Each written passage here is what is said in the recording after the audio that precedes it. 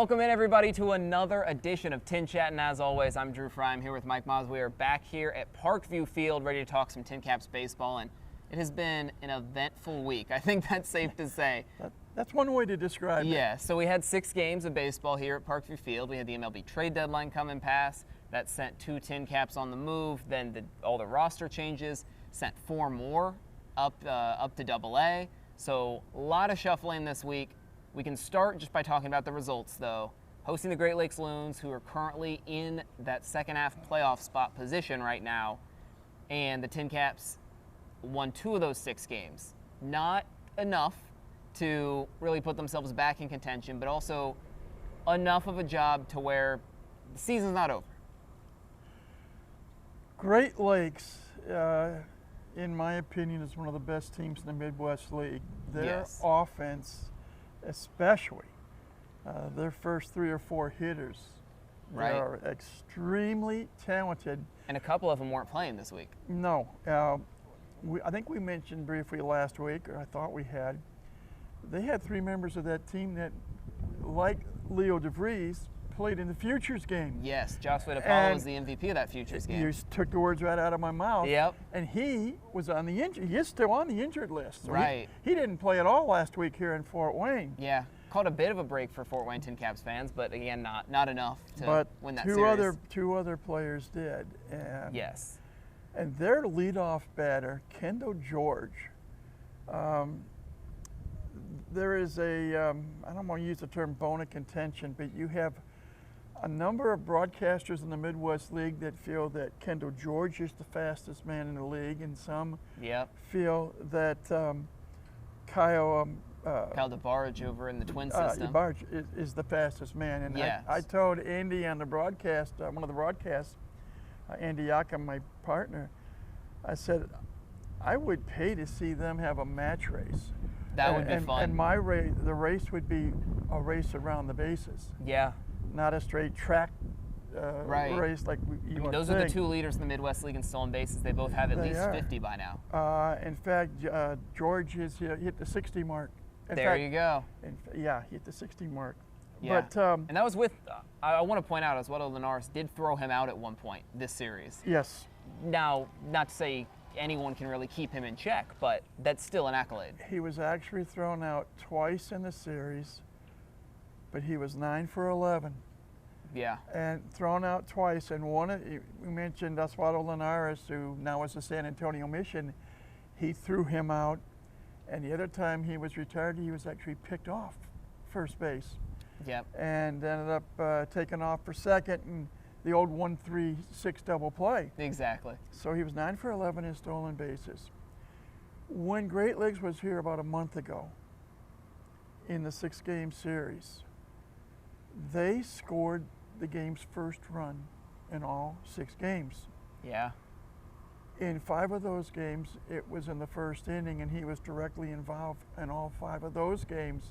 Yeah, when you have a good leadoff hitter like that. He's extremely fast. He can bunt well, runs like the wind, and the pressure that Great Lakes puts you on and put on Fort Wayne last week, right, including the game on Sunday. Great Lakes now has played 100 games this year. Yes. They have scored in the first inning 39 of those 100. Wow. Out of that, the first inning scoring has produced 63 runs, 12 home runs. That top of the order can do damage. And that's just in the first inning. Right, and then again, it puts the pressure on the opposing team, and in this case this week it was the TinCaps. They also had some good pitching in the series. Yep. They had 2 relievers that can rarely hit the century mark in speeds of pitches. In fact, one of them was clocked 1 pitch here at 104. You don't see that very often at this level. The pitch speed guns that are here at Parkview Field, supplied by the Padres, the exact same machine that the Padres use at Petco Park. Right. So in years past, there always used to be a bone of contention of where how some accurate teams are they? actually let's say, adjusted their pitch speed guns. Right. I use that term. Yeah. But now, as far as Fort Wayne is concerned, they use the exact same equipment that San Diego uses. Right. So you can't really Can't really argue that as much anymore, yeah. But Great Lakes, we talk about the pitching. The TinCaps were shut out in 2 of the games.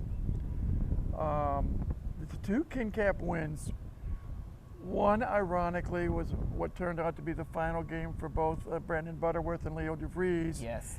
And ironically, The ending. it was a Butterworth single on the first pitch in the bottom of the 10th inning that scored Leo DeVries, who was what they call the ghost runner at second base, Right. with what turned out to be the winning run. And as it turned out, it was the final game in a TinCap uniform for both of them. Yeah, and Butterworth, I mean, he has 3 TinCaps walk-offs on the season. Yes. He's been that clutch factor for the TinCaps.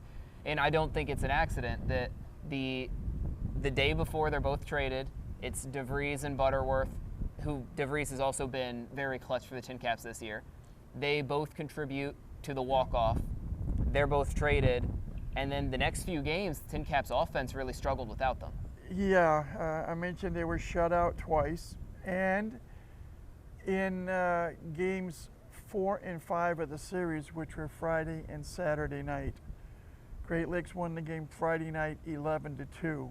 Right. They won the game Saturday night 18-3. Yep. One A of lot the of crooked worst numbers. losses in franchise history. And That's why the Sunday game was so important for the it was TinCaps to get back on so track. important. And Because this is the first TinCaps win with the sort of new look roster. we briefly mentioned about the fact that Butterworth and DeVries were involved in trades with the big league club. Yes, which that was massive. I mean, we've been talking about this over the past several weeks. We didn't think DeVries in particular was going to go anywhere. Butterworth could have been on the move in any sort of scenario. I saw he already has his first home run in Double-A in the Orioles system now. But no, DeVries was that top prospect, top 3 in all of minor league baseball, number 2 who hadn't made a big league debut yet. And it seemed like the Padres were going to need a haul if they were going to move him, and they feel that they got that with their trade with the Athletics.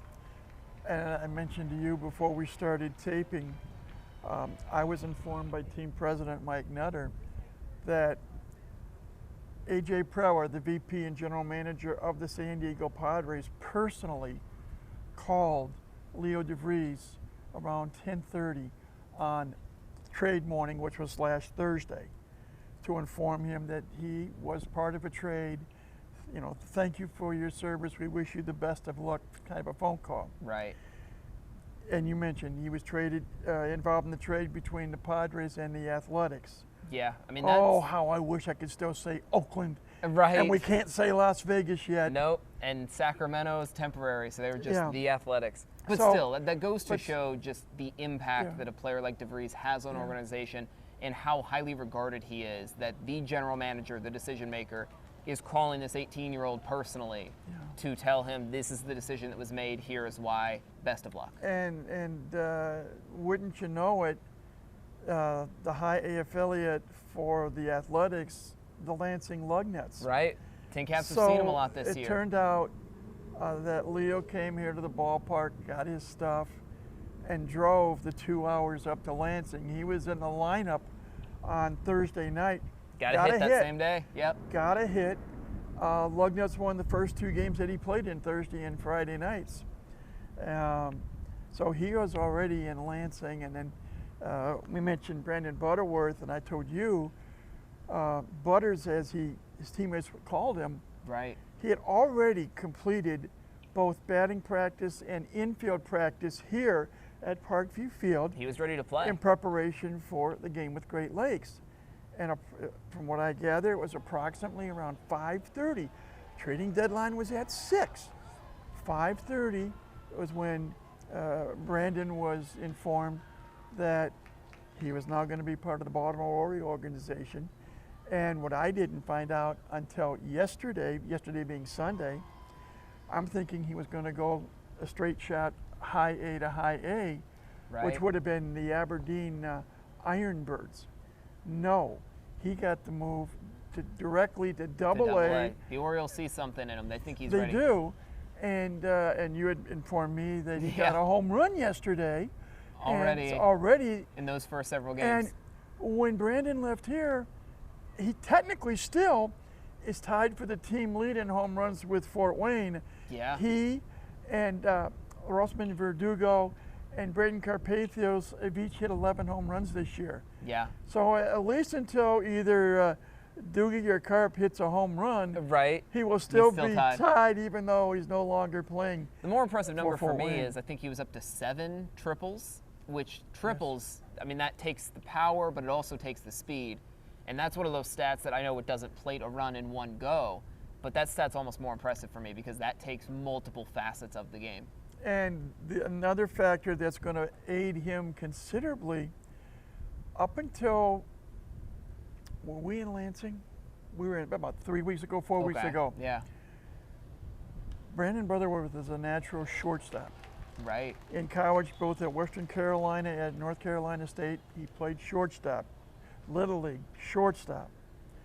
And yet, when the TinCaps were in Lansing a few weeks ago, he actually played one game in center field. Yep. He played a total of, I believe, 3 games in center field, 1 game in left field. He's versatile. And when DeVries was here as well, he played primarily second base. Right. So he's played 4 different positions. Yes. And I know that Baltimore is going to take advantage of that. Yeah. And it'll be interesting to see where, not only, well, we know Butterworth's in the Baltimore organization. But how far he's able to climb and how quickly. If he gets Yes. the jump to the big league club, will he play short? Will he play second? Will he play in the outfield? San Diego has a little bit of a history now with shortstops who at one time or another played here in Fort Wayne, Yep. i.e. Trey Turner, i.e. Fernando Tatis Jr., i.e. Jackson Merrill, Exactly. i.e. Gabriel Arias, who was the successor to Tatis in Fort Wayne at the shortstop position. Right. All 4 of those players are still currently in the major leagues, but 3 of them play in the outfield. Arias playing first base in with the Cleveland Guardians. Yep. And Tatis yet an you've got outfielder with the parent Tatis in club. right, Merrill in center for San Diego. Yeah. And and Trey Turner is back at short, but he initially went to center field, played center field Right. with the Dodgers when he was with the Dodger organization. He is in Philadelphia. He has played some center field with the Phillies, but primarily he's at short now, back at Yes. short now. So there's a history of players who have been here in Fort Wayne that have made it to the big leagues, and Well, right. B, played shortstop while they were Natural here shortstops who've developed and in have other moved positions. on to other positions. Yeah. So I think Butterworth will join that group. Yeah. I think, and this is just me talking. Oh, of course. That's what we're here for. I thought, good luck. I think you may be able to add Leo DeVries' name to that. He In the plays coming short years. now, but again, he's just 18 years Right. old. He's got a lot of time to learn. Got a and lot of develop. time to learn. Yes. He's got good speed. He's a switch hitter, which is to his advantage. Right. It's a gut feeling. You don't know what's going to happen down the road in the A's organization, Right. but it would not surprise me if and when DeVries makes it to the big leagues that he may make it maybe as a shortstop, but maybe as an outfielder as well. Yeah, or he can move over to second or third Yeah. base. It depends on the organizational need. Yeah. But then looking at the TinCaps, so the very next day, in just doing a bunch of adjustments for the rosters across the farm systems of the Padres. Miguel Mendez, Eric Yost, Garrett Hawkins, Oswaldo Linares, all getting moved up to Double-A San Antonio. That was a very big hit for this TinCaps team. And that it turned out that, not counting pitchers, there was just what I call one bench player available, and that was what truthfully is third string catcher Victor Duarte Yeah. in the Friday night game. You had 5 new faces come to town. Lamar King Jr., one of those 5 faces, he was the catcher Friday night. Brendan Durfee, who's been the primary catcher in Fort Wayne most of the season, Right. played first base. Yeah, and King can play a bit of And first base too. you had Jack Costello, who has been alternating between first base and left field. Right. He played both Friday and Saturday at third base, a first for him. Yeah, because the TinCaps lost so many infielders Because in yeah, that swing. so you had this crazy situation where you had 5 players that came to town on Friday. In fact, one of the players, Chase Valentine, started the year here in Fort Wayne. Right. Then was sent back to the Complex League in Arizona, and then to Lake Elsinore. So now he gets his He first was the full run. only one of the 5 that played on Thursday night, and no, I'm sorry, he played Friday night, and he played, came in to pitch in the top of the 9th inning. Yes, I saw that. And got the last out. So 5 new faces basically. Right. 4 faces getting a well-deserved promotion. Yes. Toss in the two guys who made it were traded to other organizations. That is a huge turnover in the roster. Yeah, and to quickly talk about just some of these guys who have now departed the TinCaps. I mean, Miguel Mendez had become the staff ace since being promoted.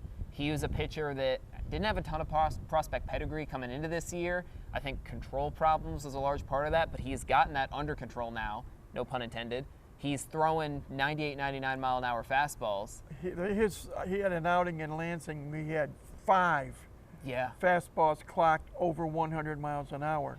Yeah, he has the stuff, and he pitched to a 1.3 roughly ERA as a TinCap. So he's moving up, that's deserved. Yeah. Eric Yost, who has been pitching very well. I feel like he's been flying under the radar a little bit, but he's going deep into games. He had an ERA that was quite serviceable in that 3 range. Also, I think he was among the league leader in strikeouts. Yeah, and ERA. Yes. Yost ended up with a 4-7 record, which is misleading.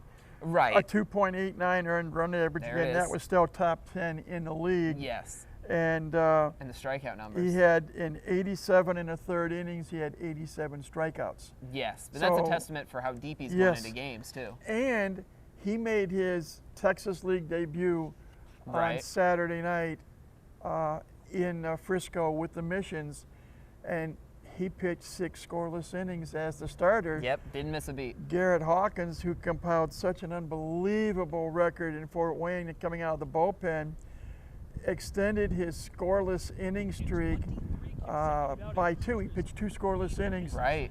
The same game that Yost started, Hawkins finished, the Missions won. Yes. I mean, yeah, Hawkins another one. He set the franchise record with Fort Wayne, and now he's keeping it going. He's extending it in San Antonio. With the TinCaps, he was 8 for 8 in save opportunities. He had an 8-1 record, which is still amongst the league leaders in the Midwest in League. Wins. Yeah, you don't see relievers leading the league in wins very often. And in fact, he picked up the win on Wednesday night in extra innings. Right. He pitched the 9th and 10th innings here on Wednesday night. Yeah, another one departing Fort Wayne in that win column. And he got the save, so he's 9 for 9 in save opportunities now combined. Yeah. And I mentioned to you, some of us got to watch the tail end of that game. Right. And we got to watch Hawkins pitch. And with MILB TV, you don't get to hear, in this case, San Antonio's radio team. Yeah, you had the home You heard broadcast. Frisco's team, and they were basically gushing the performance of Yost at the start, and they could not believe the numbers that Hawkins had put up here. Right. Until they saw him. He retired the first 5 batters he faced, gave up a 2-out double in the bottom of the 9th, and then got the next batter. Yeah.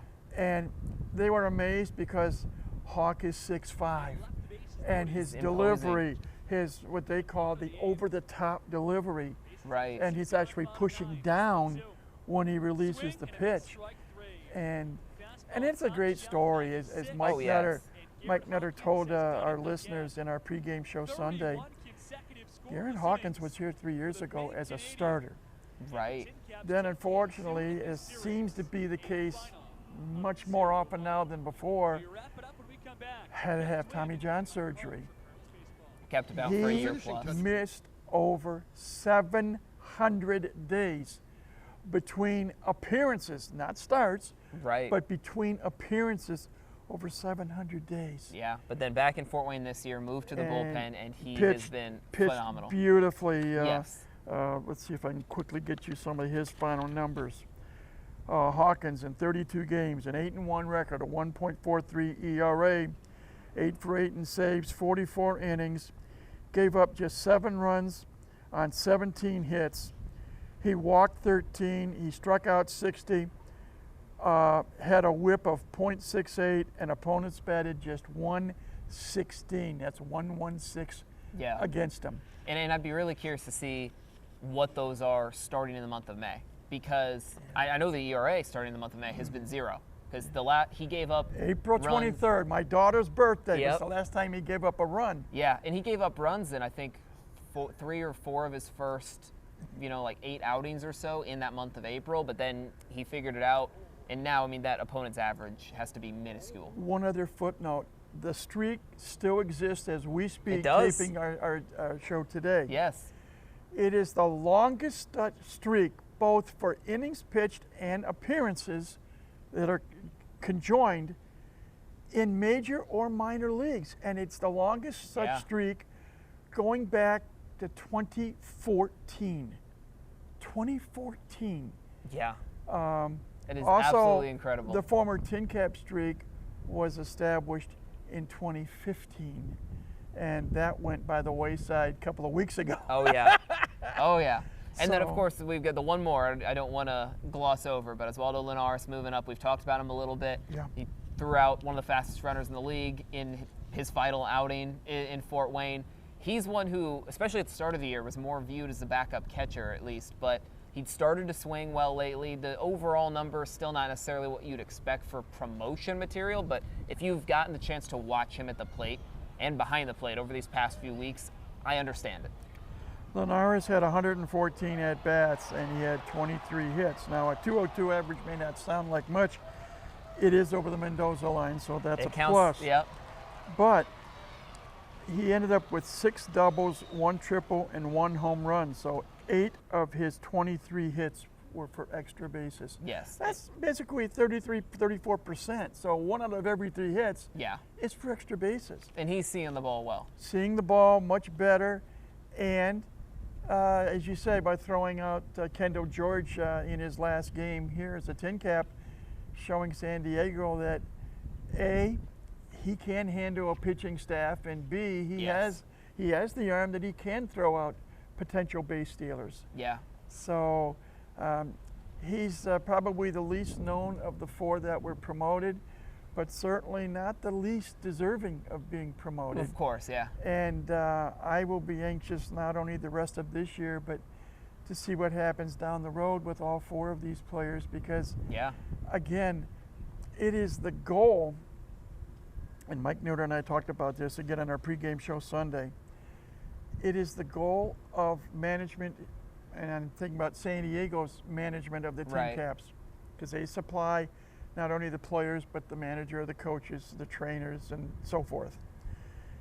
It is the goal to develop these players that are here in Fort Wayne so that they can improve themselves, that they hopefully can impress the brass, and they will get a promotion as the 4 we just talked about did.